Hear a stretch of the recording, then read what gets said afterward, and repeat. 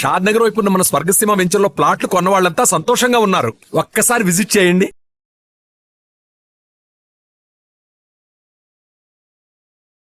నమస్తే, welcome to I dream talking point with కవిత.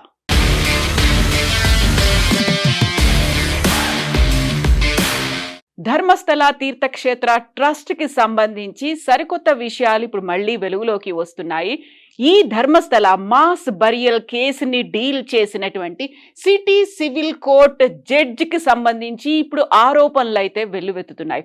యాక్చువల్గా ధర్మస్థలలో జరిగినటువంటి మాస్ బరియల్ కేసుకి సంబంధించి కర్ణాటకకి సంబంధించినటువంటి 300 యూట్యూబ్ ఛానళ్లకి సంబంధించి ఒక గ్యాగ్ ఆర్డర్ని పాస్ చేసినటువంటి city civil court judge Vijay Kumar రాయ్కి సంబంధించి అక్కడ ధర్మస్థల తీర్థక్షేత్ర ట్రస్ట్ ఆధ్వర్యంలో రన్ అవుతున్నటువంటి లా కాలేజ్లోనే ఆయన చదువుకున్నాడు, అందువల్లే ఆయన ఒక గ్యాగ్ ఆర్డర్ని పాస్ చేశాడు అనేటువంటి వార్తలు, వాదనలు, ఆరోపణలు ఇప్పుడు వినిపిస్తున్నాయి. విజయ్ కుమార్ రాయ్ తను ధర్మస్థల తీర్థక్షేత్ర ట్రస్ట్ కి సంబంధించి వస్తున్నటువంటి మాస్ బరియల్ విషయాలకు సంబంధించి అటు సోషల్ మీడియాతో పాటుగా యూట్యూబ్ ఛానళ్లు, ఫేస్బుక్లు, ఇన్స్టాగ్రామ్లు, ట్విట్టర్లు వీటన్నిటికీ సంబంధించి దాదాపు 8,800కు పైగా లింకులకు సంబంధించి ఒక గ్యాగ్ ఆర్డర్ పాస్ చేశారు.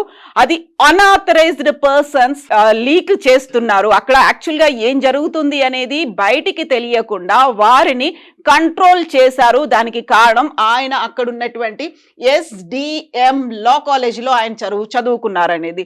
ధర్మస్థల మంజునాథేశ్వర లా కాలేజ్లో ఆయన చదువుకోవడమే దానికి ప్రధానమైనటువంటి కారణం. దాంతో పాటుగా తను లా కంప్లీట్ చేసిన తర్వాత 1995 నుంచి 98 వరకు తను SDM లా కాలేజ్లో చదువుకున్నారు. ఆ తర్వాత కూడా ఆయన జూనియర్ లాయర్గా ప్రాక్టీస్ చేసింది కూడా ఆ లా ఫామ్ కూడా వారికి చెందినటువంటి లా ఫామ్లోనే ఆయన జూనియర్ లాయర్గా ప్రాక్టీస్ చేశాడు అనేటువంటి వార్తలు వస్తున్నాయి. దీనికి సంబంధించి ఇప్పుడు మళ్ళీ సిటీ సివిల్ కోర్టులో ఆ వాదనలు అనేవి కొనసాగబోతున్నాయి. యాక్చువల్గా గ్యాగ్ ఆర్డర్ని, ఇలాంటి వార్తల్ని మీరు ప్రచురించొద్దు అంటూ అక్కడ ఉన్నటువంటి సోషల్ మీడియాలో ఆ తర్వాత యూట్యూబ్ ఛానళ్ళకి ఒక ఆర్డర్ పాస్ చేసిన తర్వాత అది మళ్ళీ తీర్పు అనేది ఆగస్టు 5 వరకు పోస్ట్పోన్ అయింది. ఆ విచారణ అనేది ఆగస్టు 5 వరకు పోస్ట్పోన్ అయింది.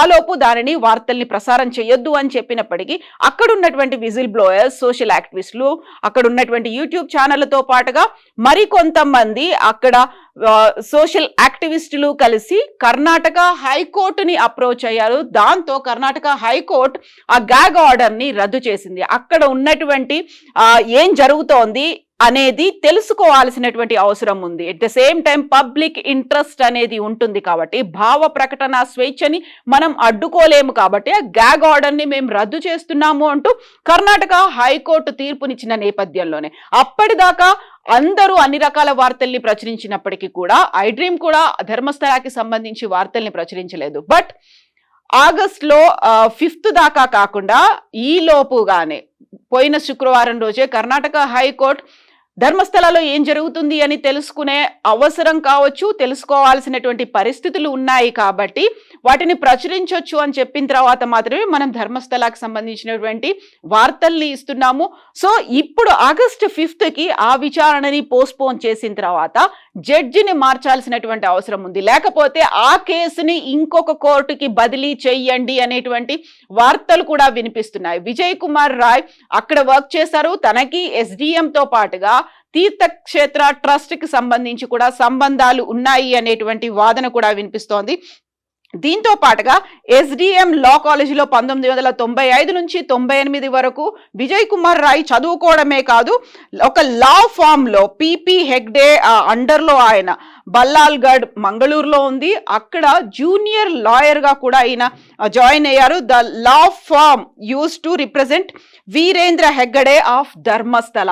సో ధర్మస్థల తీర్థక్షేత్ర ట్రస్ట్ కి ఎవరైతే ఇప్పుడు ధర్మాధికారి ఒక చైర్మన్ ఉన్నారో వీరేంద్ర హెగ్గడే, తను ఇప్పుడు రాజ్యసభ మెంబర్, ఆయనకు చెందినటువంటి లా ఫామ్ లో ఆయన జూనియర్ అడ్వకేట్ గా కూడా వర్క్ చేశారు. At the same time board Dharmasthala దీనికి సంబంధించి వీరేంద్ర హెగ్గడే బ్రదర్ ఉన్నారు, హర్షేంద్ర హెగ్గడే, ఆయనే కోర్టుకు వెళ్లారు, సిటీ సివిల్ కోర్టుకు వెళ్లారు, ఒక గ్యాగ్ ఆర్డర్ ని ఇవ్వండి అనే దాంతో పాటుగా అనాథరైజ్డ్ పర్సన్స్ మాట్లాడుతున్నారు అని దానికి జడ్జిగా విజయ్ కుమార్ రాయ్ ఉన్నారు. దీంతో పాటుగా board of management of SDM law college లో హర్షేంద్ర హెగ్గడే ఆయన సెక్రటరీగా ఉంటే వీరేంద్ర హెగ్గడే ప్రెసిడెంట్ గా ఉన్నాడు. ఆ కాలేజ్ కి సంబంధించి తనకి లింక్స్ అనేవి ఉన్నాయి, తనతో అసోసియేషన్ ఉంది కాబట్టి విజయ్ కుమార్ రాయ్ ని కాకుండా వేరే కోర్టుకి దాన్ని తరలించండి ఆ విచారణని అనేది.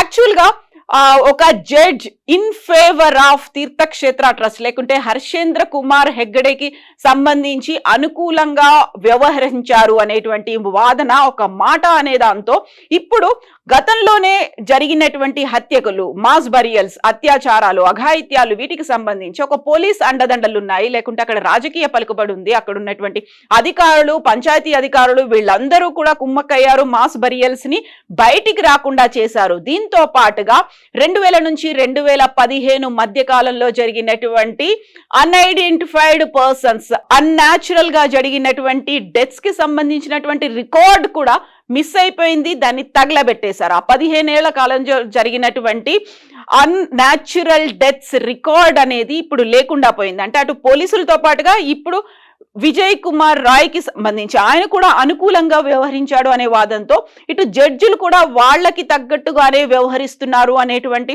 వాదనలు, ఆరోపణలు కూడా వినిపిస్తున్నాయి. ఆ నేపథ్యంలో విజయ్ కుమార్ రాయ్ ని అక్కడి నుంచి తప్పించాలి, లేకపోతే ఆ సిటీ సివిల్ కోర్టుకి సంబంధించి ఇంకొక కోర్టు ముందు ఈ వ్యాజ్యాన్ని ప్రవేశపెట్టాల్సినటువంటి అవసరం ఉంది అనేటువంటి వార్తలైతే ఇప్పుడున్నాయి. దానికి సంబంధించి అడ్వకేట్లతో పాటుగా అక్కడే ఉన్నటువంటి కొంతమంది జర్నలిస్టులు కూడా ఇదే కన్సర్న్ ని వ్యక్తం చేశారు.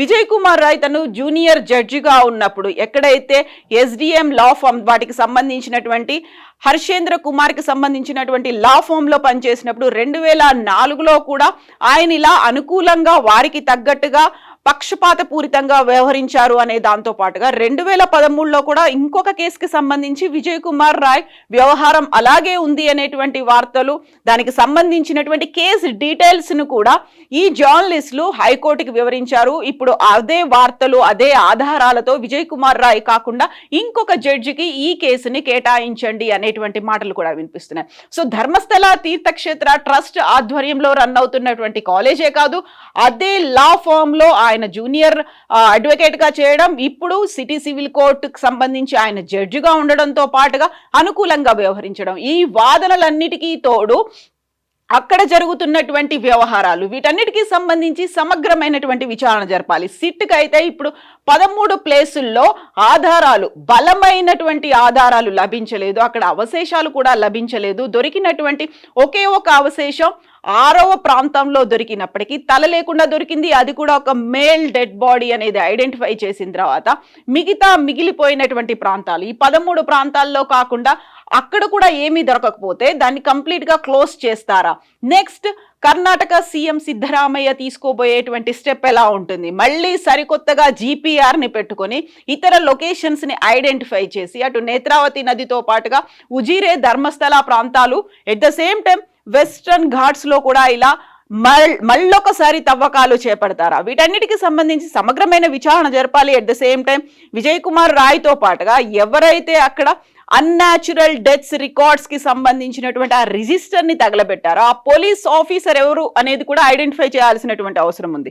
2000 నుంచి 2015 మధ్య కాలంలో, అంటే 15 సంవత్సరాల పాటు, అది కూడా 10 ఏళ్ల క్రితం. ఇప్పుడు మనం 2025లో ఉన్నాం కాబట్టి అప్పుడు ఆ పోలీస్ అధికారి ఎవరు తగలబెట్టారు, వాటిని ఆన్లైన్ లో డేటాలో ఎక్కించకుండా ఎందుకు తగలబెట్టారు, దాని వెనకాల ఎవరున్నారు, వీటికి సంబంధించినటువంటి విచారణ కూడా జరపాల్సినటువంటి అవసరం ఉంది. ఒక సమగ్రమైనటువంటి ఇన్ డెప్త్ విచారణ జరగాల్సినటువంటి అవసరం అయితే ఉంది. బట్ అక్కడ ఉన్నటువంటి అధికారులు కావచ్చు, పోలీసులు కావచ్చు, న్యాయ వ్యవస్థ, వీటన్నిటి మీద బోల్డని క్వశ్చన్ మార్క్స్ అయితే కనిపిస్తున్నాయి. చాలా వరకు అనుమానాలు వ్యక్తం అవుతున్నాయి.